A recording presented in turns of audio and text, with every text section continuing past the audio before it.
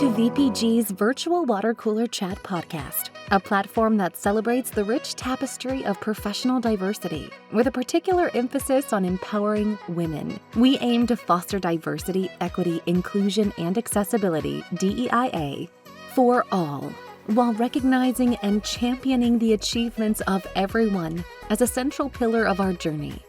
In our conversations, we explore a wide spectrum of backgrounds, experiences, and perspectives, creating a vibrant mosaic that enriches our collective understanding and strengthens our commitment to diversity and empowerment. Today, we had the privilege of delving into Charlie's world, where innovation meets strategic prowess to create unparalleled success stories. Charlie Loulakis is not just a transformation architect. He's a visionary on a mission to revolutionize the way businesses operate and deliver value to their customers. At the heart of Charlie's approach lies a commitment to rallying people around a shared strategic vision. He understands that true transformation begins with aligning every individual within an organization toward a common goal. Through his expertise, he cultivates a culture where progress is not just encouraged but celebrated. Transparency, inspection, and adaptation are three key pillars in Charlie's playbook, the Scrum Master's Guide to the Galaxy. Partnering with his co-author, Elisabeth White, they empower organizations to gain crystal clear insights into their workflows, ensuring that every effort contributes meaningfully to the overarching people-centric objectives. Charlie doesn't stop there.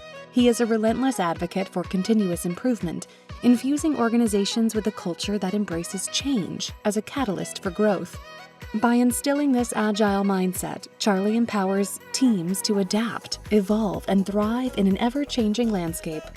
Effective product management is another cornerstone of Charlie's strategy. By helping clients hone their product management practices, he encourages that every product not only meets but exceeds customer expectations, driving unparalleled satisfaction and loyalty. Alignment is paramount in Charlie's world. He works tirelessly to align team delivery with overarching organizational strategy, ensuring that every action propels the business toward its desired outcomes. Now, let's get started. Hello, Charlie. How are you doing today? And thank you so much for accepting my invite to be on Virtual Water Cooler Chat. I'm doing great. And Ashley, thanks for having me. I'm really excited about our conversation. Hey, I've been excited since the last lunch I had with Mike. So I've kind of known you a long time, but not close. I kind of know you through the account of, basically from the perspective of your father, Mike Loulakis, someone that I highly respect. He does shoot it straight. So I'm really, really excited to hear about how has life been and how did you become a transformation coach? So would you mind taking a few minutes to talk about Charlie Loulakis and share your story to give us a glimpse of how you become who you are today? Yeah, absolutely. Well, education-wise, I went to the University of Virginia, where I studied systems engineering. Growing up, I had an awesome relationship with my dad, still do. Both my parents are amazing. They're both lawyers. So you obviously coming from the legal side of the world, get to have a great relationship with them. All I knew growing up was that I did not want to be a lawyer. When we look at, a lot of the people that you interview, I might be on a different path than most of them. But, I learned a lot from my parents and their journey and their careers and the success that they've had. And that's really helped play out in my career. From the University of Virginia, I studied systems engineering, which is really engineering there focused on systems, processes, viewing, problem solving and how we approach problem solving. And it really trained you directly for a path in technology consulting, IT consulting. So coming out of school, I knew I wanted to be on that path in technology, working towards building enterprise software. And it was like, hey, like everyone, you want to go work for a Deloitte or another big consulting firm. And, that was kind of the path that we paved for ourselves with that degree. So after I graduated, I got a role in Atlanta, Georgia. So I grew up in the DC area and it was a great place to grow up, but I knew that I had spent my whole life there. And I basically was like, I'll take any job that gets me outside of Virginia just for a little bit, right? I'll come back eventually. I have not come back yet, but maybe one day. And in that role in Atlanta, I was really building websites, content management systems for large enterprises with a focus on user experience experience and user interfaces, which is something that I studied at school, which was human computer interface and design of how we can make technology work for us and not against us. And with that, I had my first role as a Scrum Master. And I know we're going to talk a little bit about the book that we wrote of Scrum Master's Guide to the Galaxy. And, this was really my first role out of school. It was a great spot.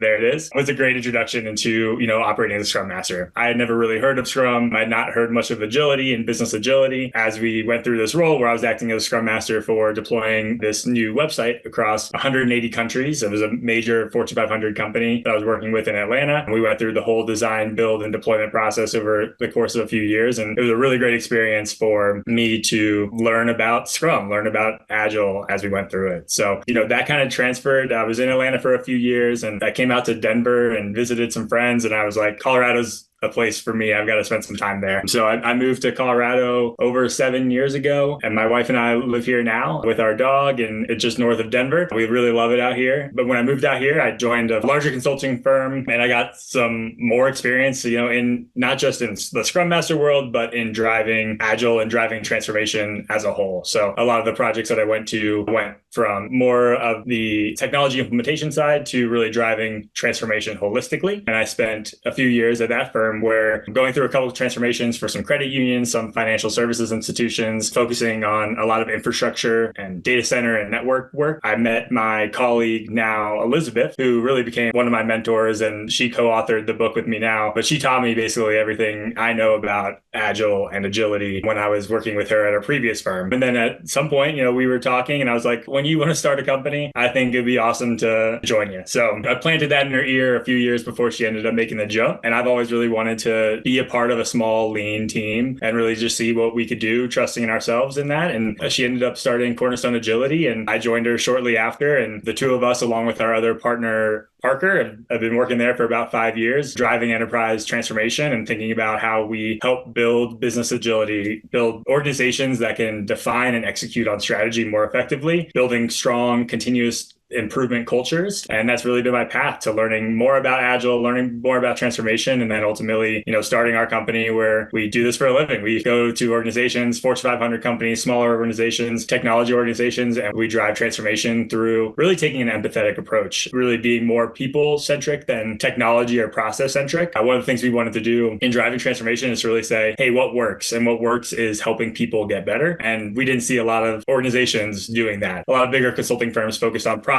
first or tooling or technology first. We really lead on the people first side, which is something that's really near and dear to my heart as we go. So that's where we are today. And we've been, around for a few years serving clients across the country and some internationally. And it's been a fun journey for us. That's quite a journey there. A question that I have is that both your mom and dad are attorneys. Some of the podcast interviewee that we had, especially the Asian Americans, they are not in the vicinity of people that are lawyers. So a lot of them, they have to kind of like do a trial and error and figure out after they become an engineer to become an attorney. Mm-hmm. So it sounded like that you were already very aware that you didn't want to become an attorney. Is there any particular reason that, it's like, it is a profession. What you're doing is amazing. But, it's like sometimes doctors, for example, if the parents are medical doctors, they would navigate their children's path to that area. How was that conversation like to say, no, I want to be a system engineer and that's it. And I want to be a transformation coach. How did that conversation go? I think credit to my parents. They definitely let my sisters and I feel like fully explore what we were interested in. There was never any pressure to go down a certain path. Sometimes we joke about it like, no, I wish my dad had just said, hey, you're going to do what I do and take me under your wing, because he's been very successful in what he does. And my mom has as well. And no, there was none of that. It was pursue your interests and see where they take you. When I went down the engineering path, I never really knew where that was going to get me. I didn't go to school knowing that I was going to go down this journey. I think part of it is just taking it step by step and stride by stride and just making decisions and being not afraid to pivot and,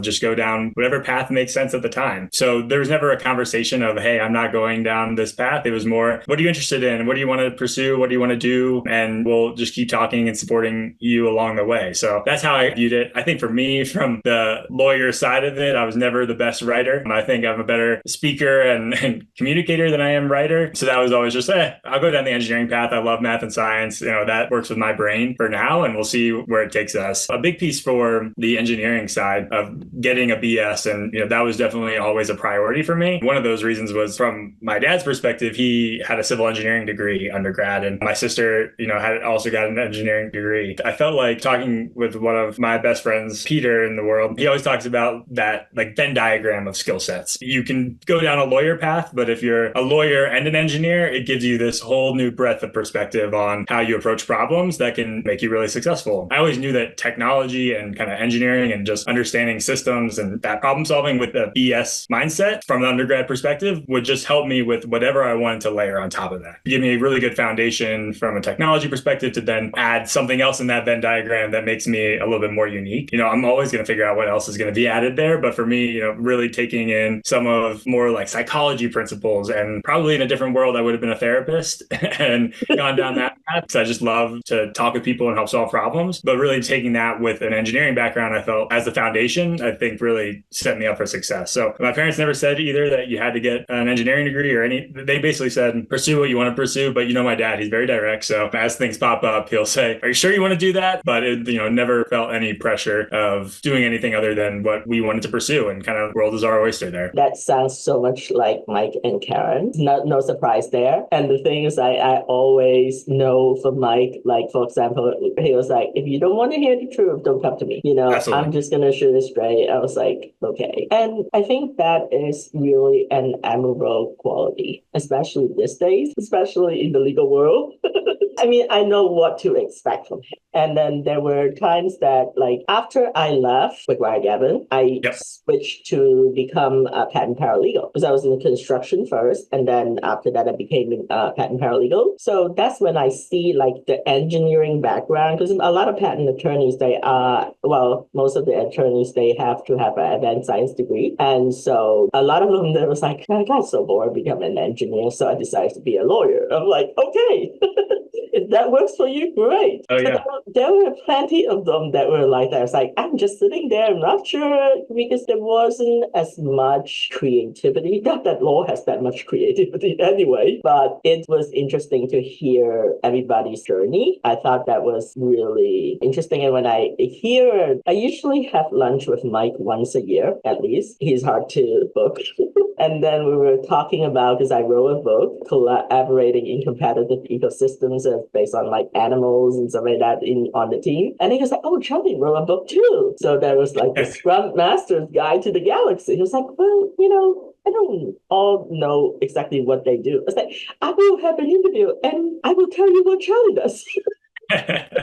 This is completely new to me. What is Scrum and what is Agile managed methodology? Can you speak to kind of educate us about your world? Yeah, absolutely. When we think about Scrum is a framework that follows from the Agile methodology. So the Agile methodology really came about a number of years ago from the Agile Manifesto. And the Agile Manifesto really talks about a few things. It talks about when we are always looking for better ways to develop software. And it really started from a software background, but it's really applied holistically these days. The Agile Manifesto says that we're looking for better ways for developing software. And through this work, we've come to value individuals and interactions over processes and tools. Working solutions, I use solutions instead of software because it's not all software oriented, but working solutions over comprehensive documentation, customer collaboration over contract negotiation, and responding to change over following a plan. So just in its simplest format, it's a way of thinking about delivery that focuses on working solutions and people and being agile. That's where it comes from, being able to respond to change when we always know that things are going to come up within delivery of any solution that are going to throw a wrench in our plans. And the idea was just how do we take this concept and help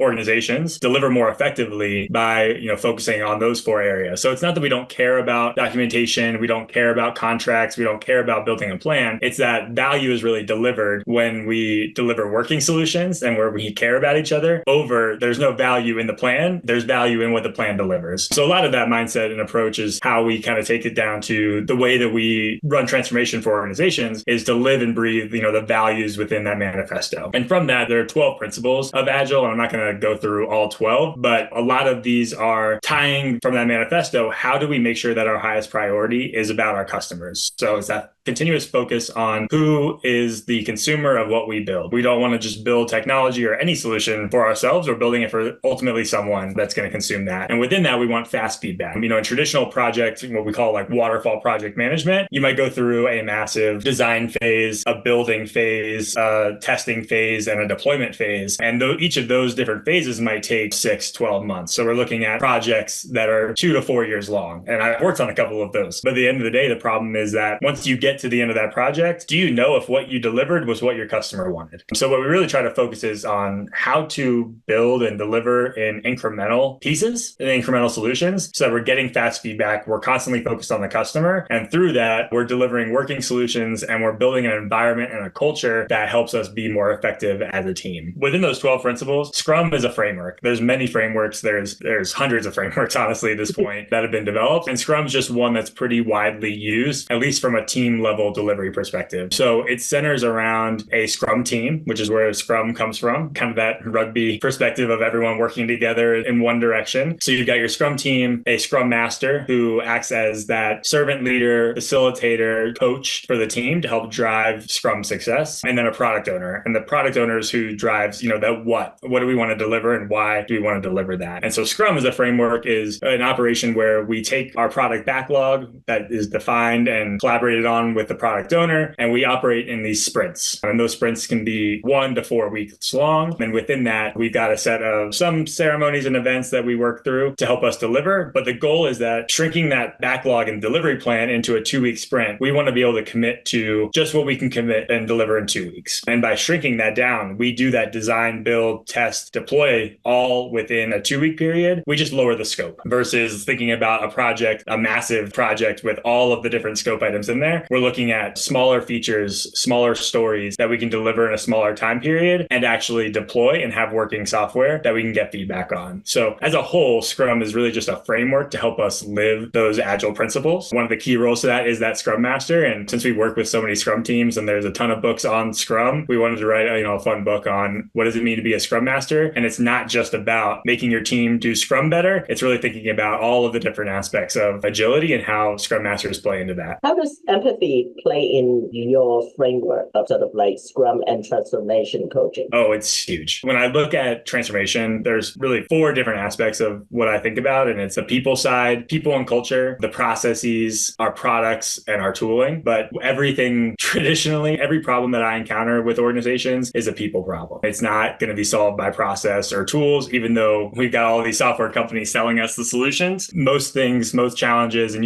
from running a business, everything is really a people problem. And that doesn't mean people aren't skilled or qualified. It's collaboration, it's communication, it's role clarity and understanding what we're supposed to accomplish on a day. When we come across people challenges, we try to really lead with empathy, with compassion, with listening first, because me coming in and saying, hey, here's the problem, here's the solution, doesn't help. I want to help guide you to identifying the right problem and identifying the solution. So I think it's really important to, listen deeply to those challenges that individuals are having. And when we drive transformation, we can figure out how to solve one person's problem. You're probably going to solve many other people's problems. So we really lead first with any new engagement. It's with empathy interviews. And really that's how we get to know all the people that we're going to work with at a new organization. We know what their thoughts, feelings. I always like to say, what gets you up in the morning, what keeps you up at night, so that we can know more about, how they view their work, how they view their role and relationship to that work, and start to dive into how do we better deliver as an organization. We do that by having people that are empowered, that live in psychological safety, that have trust in the people around them, that they can make decisions appropriately. All of that goes to building successful teams, which ultimately, to me, builds successful organizations. Walk us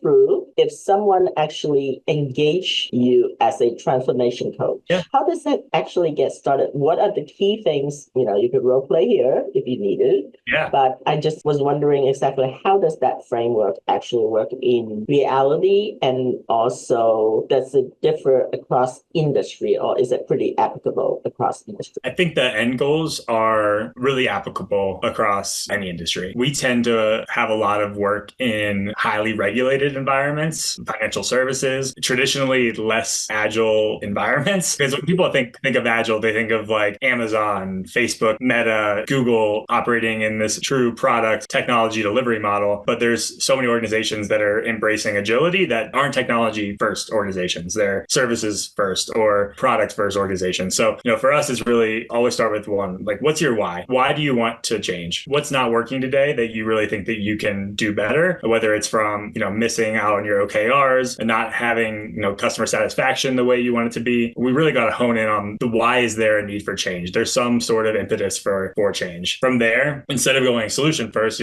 we come from agile transformation lens, but we need to find and identify the right problem to solve. So for us, that's going through discovery interviews. We're going to interview the entire organization, really, from your team members all the way up through your leadership, depending on how much scope we have, like up through your executives, and understand, through that discovery interview phase, what's working, what's not working, why. And then leading from there, we're going to define the problem that we want to solve. And we like to operate in an agile fashion, just like we try to see our organization. So we operate in 90-day, somewhat quarter bounds. And we say, hey, for these 90 days, let's just focus on one problem. From the discovery, everything that we saw, what is one tangible problem that we can solve for and get the team on the right page? Whether it's a transparency issue, whether it's a flow of, handoffs between teams, whether we need to set up and build cross-functional teams. We're looking at one specific problem so that we can deliver that more effectively. And then we iterate. We're always inspecting, adapting. We're setting up a framework for, hey, now that we solved this, what's working, what's not working, and then what's problem number 2 to solve. So it really goes from there. And within that, there's a ton of stuff. So if we're going from more organizational change, we're going to talk to more on the people side of the house. But if we're in a really heavy technology area, we're going to talk about product management. We're going to talk about how do we prioritize what we build? How do we go from strategy to execution? How do we tie business strategy with technology strategy? At the end of the day, there's just so many different layers that's why we want to focus on single problem at a time, solve those, re-engage, reiterate. One of the things we always like to say is throughout this transformation engagement, I don't want the organization to use me as a crutch. I'd like to work myself out of a job. I want to build this culture that can solve problems without any support externally. And so we want to build that in as we go too. There's any number of things that we can focus on. A lot of my work today is on portfolio management and lean portfolio management. So how do we go from our strategy, our OKRs that we're driving at an organizational level? How do we build that into roadmaps for the year that define what we want to accomplish this year and emphasize flow of work, value-oriented work that ultimately gets delivered by our teams? Visualizing flow and having transparent review of all of the things we want to accomplish is really the main aspect of what I focus on a day-to-day basis these days. What are some of the major obstacles or challenges in being a transformation coach that you have encountered?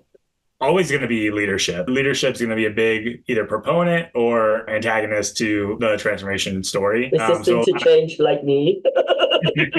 Yeah. And hey, I'm a young guy coming in and saying, hey, I know that you're, executive right now, and all the things that you did up until this point got you to this role. And I'm telling you that there's need for change. But work is different today than it was 20 years ago, was 15 years ago, 10 years ago. It's always changing. So, just trying to build that culture where our leaders are engaged and involved and willing to change. That's always going to be a big hurdle. And there are people that say they want to, but they won't always, take on that responsibility and really embrace that. So leadership is always going to be a big piece of that puzzle, and how leaders communicate to their teams, define strategy, and actually really embrace strategy and execution and transparency is a major hurdle, but also one of the most fun challenges, because if you can get the leadership team on board and you can get them to realize, hey, by driving change here, I'm going to help with retention, help building a culture that's better for our execution, help build a product strategy that helps us meet our customers' needs. You show that you're paving the way for them to look more successful at the end of the day too. So really building those relationships with leadership is always going to be a challenge and a fun part of it, of coaching and guiding them to support. Let me give you a scenario then. Leaders, obviously, there's some success in their history to get to them to where they are today. And with all of this multi-generational enter the workforce, there's a lot of conflicts, yes.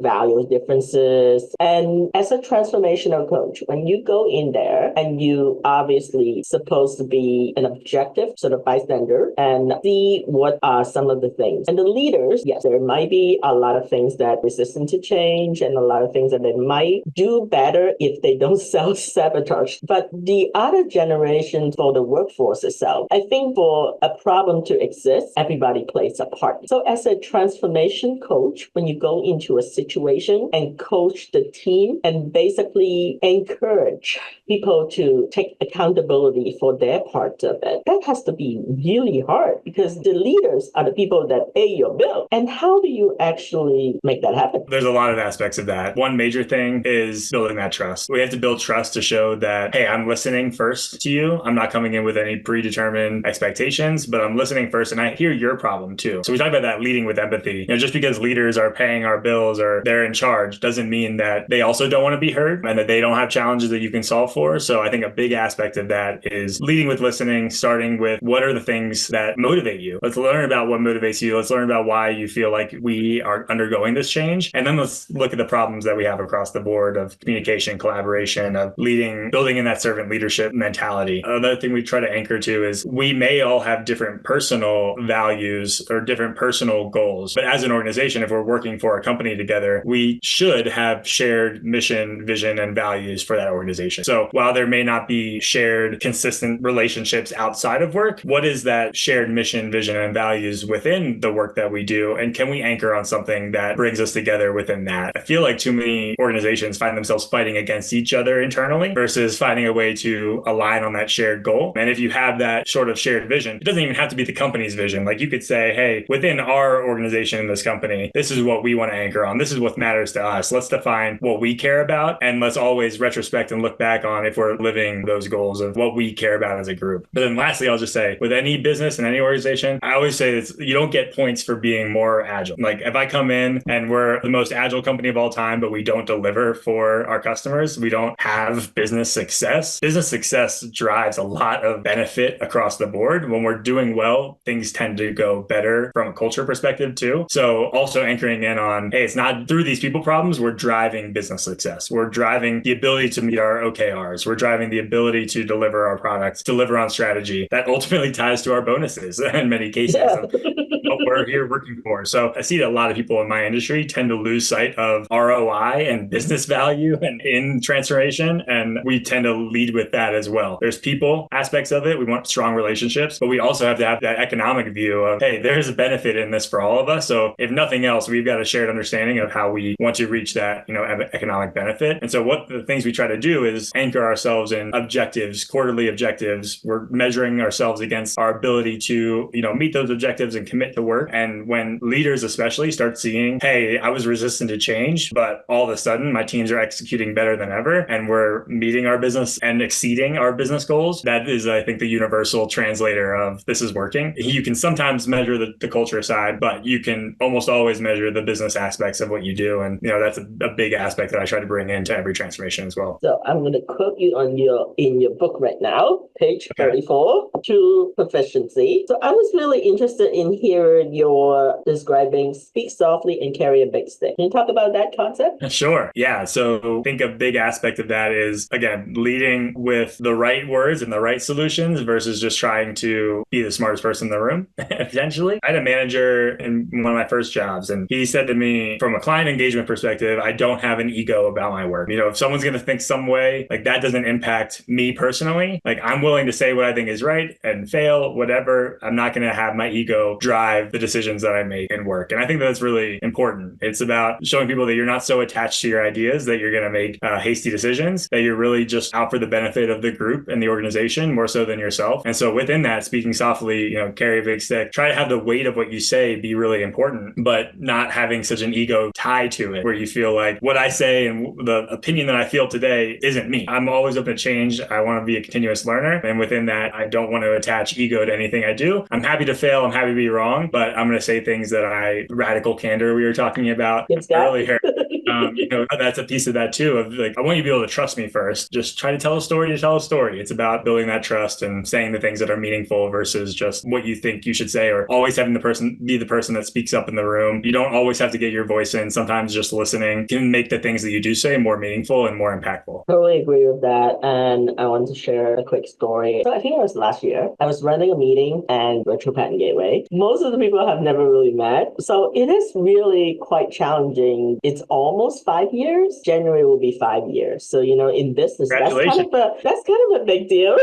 That is awesome. Congrats. Yeah, thank you. I remember when I first started this idea, it was like right before COVID. 2019, I exited my job. And before that, I had lunch with Mike. And Mike was like, are you going to tell people that you don't have a business? I'm like, no, I'm just going to tell them that, I haven't figured it out yet. He's like, Ashley, people who know you will know that you have a plan because that's who you are. Yeah. So you might as well just tell them. I think mindset is such a powerful thing. I was very envious that you have like access to Mike all the time.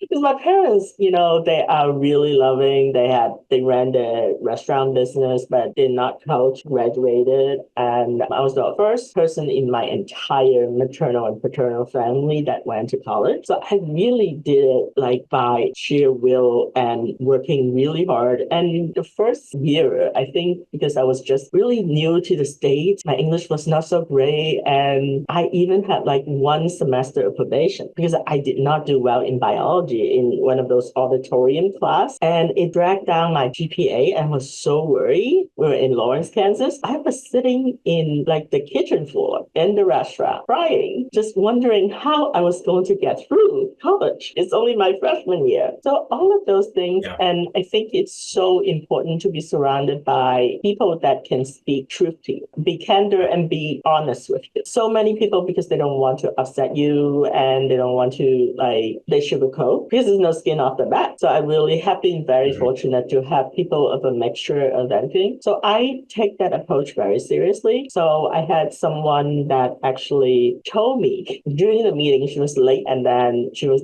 having a little bit of an attitude. So then she emailed me and said that I wanted to speak with you after the meeting. It's like, okay. And I'm thinking like, shouldn't I be speaking to you? So then she proceeded to say that I want to talk to you about your leadership skills. The person is 20 years old and I don't appreciate you being passive aggressive. So it was really, really difficult to sort of like take all of that in when you're trying to run that line.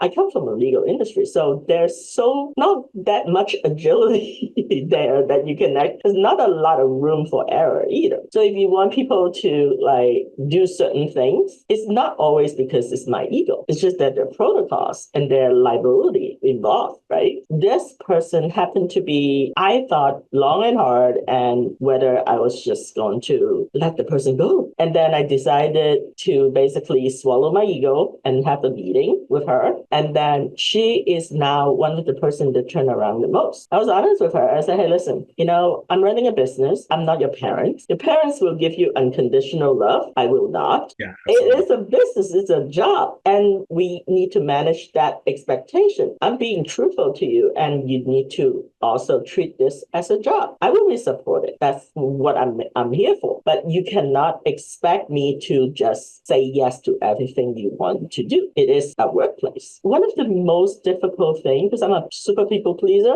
and I had no boundaries before. So those are the things that really drive me insane. What are some of the things that you can offer me as advice as a transformation coach? It's hard. You're not alone in those pain points, right? I mean, everything. We were speaking at a conference last year around this time, and in the room, I had everyone stand up in the room. I was just like introducing myself, and I said, hey, if you've got a tooling problem, like you're having trouble visualizing your work, like if that's your number one problem, go stand on the right side of the room. If you have a people problem, go stand on the left side of the room. And if you have a process problem, like you don't think that your framework's working for you, stand in the middle. All the people in the room get up and they go to the people side. And there's no one there that had a process or tool problem. Those things support our work, but the relationships that we have with people, they drive everything that we do. It's hard as a person that does care so deeply about others. When you care, you can't just give them everything they want. You've got to have that some shared understanding of, why are we here and what are we working on together? It's easy to fall down that path of being a people pleaser, but figuring out the ways of learning how to give and receive feedback for the right ways. Like your stomach probably dropped when she messaged you and said, can we talk after this? Because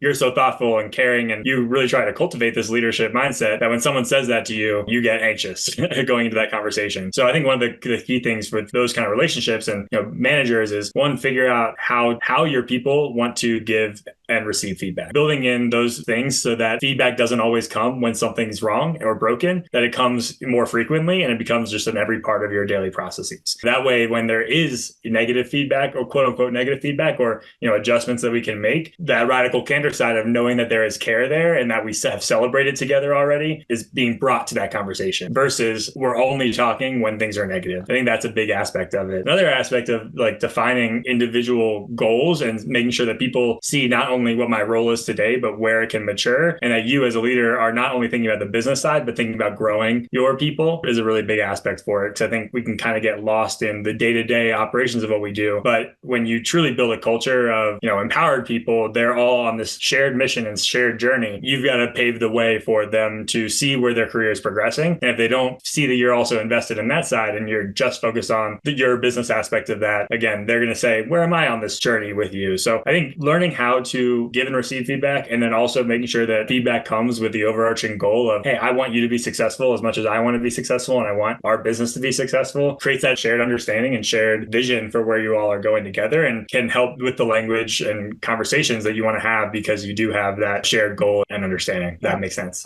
Two things, but it's a hard problem. So, who knows? It is a hard problem. Last question that I have is, how do you think DEIA, diversity, inclusion, equity, and accessibility play in Scrum? And how do you address those aspects in your role as a transformation coach? Yeah, it's a huge part. It's a huge part for a couple of different reasons. One is creating a culture that helps build success. And that means not just for any individual type of person, but culture for all different types of people with different backgrounds. Everyone's got something they can bring to the table. And so we want to create a culture in transformation. A lot of what we do is culture change. It's not just process agile change. It's culture change. We're trying to build in psychological safety, empowerment, collaboration, people that embrace change, celebrate each other's heritages and backgrounds. So to have a psychologically safe environment that builds the foundation for really strong teams, that helps with collaboration and communication, I think that all ties back into DE&I and having, diverse backgrounds that can help solve diverse problems. So I think when we aim at building a transformation, when we want to build strong cultures, that's a big aspect of strong teams. And I just think it's an integral part of making sure people feel welcome and engaged and, a part of the bigger picture in their group and able to collaborate on that. To me, it's a huge aspect of what we do. Probably sounds coming from me,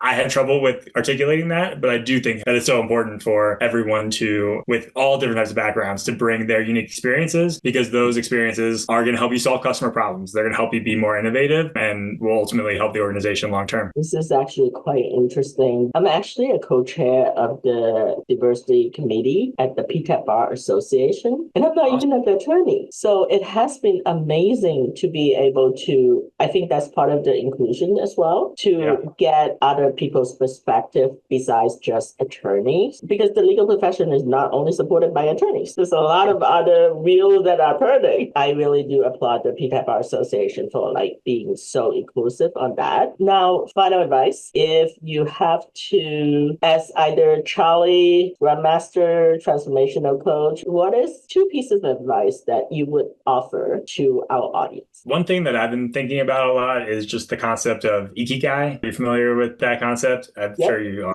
That's aligned with you. So, even the role I have right now is not going to be the role I have in the future. I'm always looking to, shape my profession and grow and change. And I've always just loved the concept of ikigai, which is, for the listeners, what are you good at? What can you be paid for? What the world needs and what you love to do. And finding that intersection of all of those four things is really that ikigai. And I think if nothing else, I think that a lot of people will just go down a path and other people make decisions for them in life somewhat. And they're just on this journey, but they look up and their professional career maybe isn't what exactly they wanted it to be. I would just recommend going through a short reflection of thinking about what are all the things you love? What are all the things that you're good at? What does the world need more of? And how can you find what you could actually be paid for across those areas that can help you build your career? And for me, at least right now, I think it ties to, I love working with people. I love, helping solve problems and listening and building strong relationships with people. And I have, that skill set and background and understanding organizational structure from my systems background and curiosity philosophy that helps me solve organizational problems, and all that kind of ties in, at least for right now, a place where, I'm happy with what I am doing and excited about the journey that's ahead as we go. So that would be one, is finding that alignment between those areas and how that,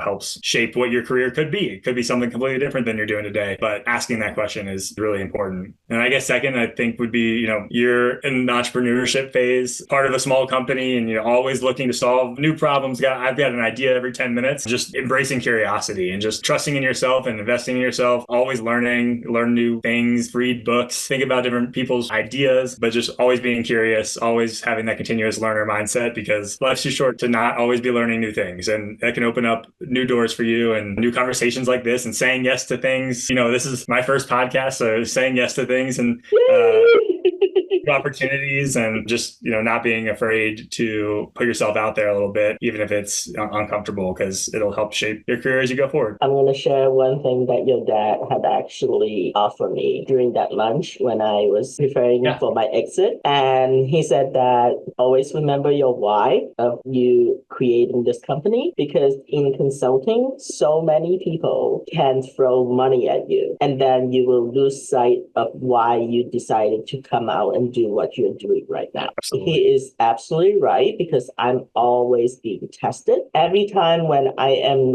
being tempted, I will remember that conversation, because, especially when you are working in litigation, especially patent litigation, there's a lot of money involved. People are not afraid to throw money at you. And then at some point, you just have to remember, why did you decide to do this? I want some work-life harmony. I want to be able to travel. I just came back from Norway and Sweden. It was amazing. Amazing. I need to figure out when I can go to Alaska. But I was in New York, and I decided to just ask some of my clients and people that I know, hey, do you want to have coffee? In the past, I would never do that, because it's almost feel like that I'm asking them to take time out of their billable hours. But then so many people said yes. And I got, I had amazing time. I was walking down Fifth Avenue, different places. We just had such an amazing connection. And I thought that was really evidence how the changing mindset actually changed my life. Because if I were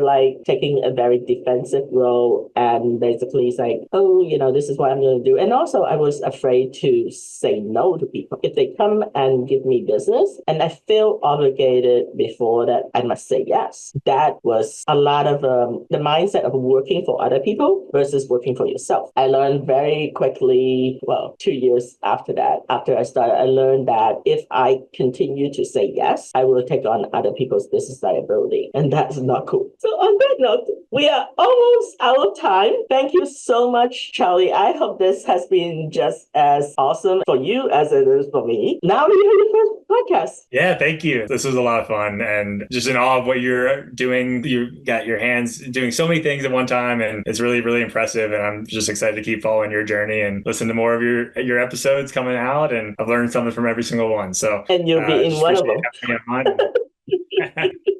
Thank you so much.